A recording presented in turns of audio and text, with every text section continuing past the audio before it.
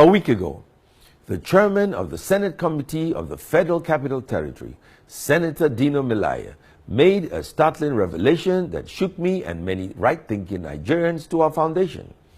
At a time when Nigeria is going through a devastating economic recession, it was revealed that we plan to spend the sum of 250 million naira to build a gatehouse for the vice president. Whenever I think of the budgetary provision of 250 million naira to build a gatehouse, I am moved by the inequalities of Nigeria.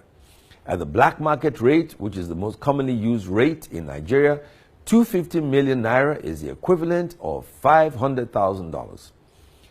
With that type of cash, you can buy a mansion in Washington, D.C. or a well-developed property in London.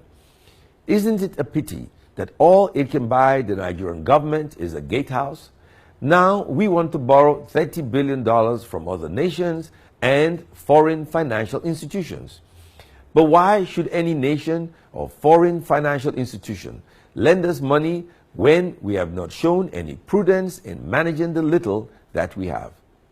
I can assure you that I did my research, and not one of the 10 richest nations in the world is spending the equivalent of 250 million naira for something as unimportant to the well-being of a nation as a gatehouse.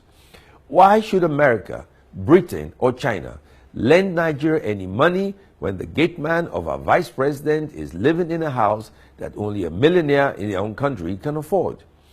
Should they lend us $30 billion so we can build more luxurious and befitting gatehouses for other public officials? Is this the change we promise Nigerians?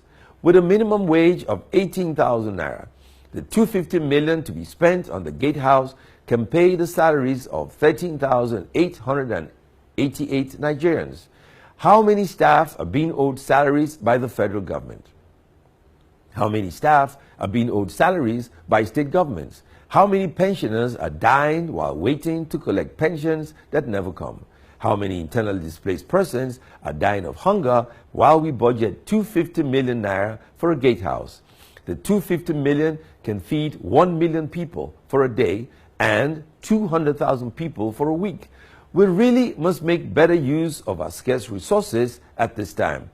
We cannot expect others to lend us from their own hard-earned resources when we have demonstrated a propensity to squander the little that we have. My name is Ben Murray Bruce, and I just want to make common sense.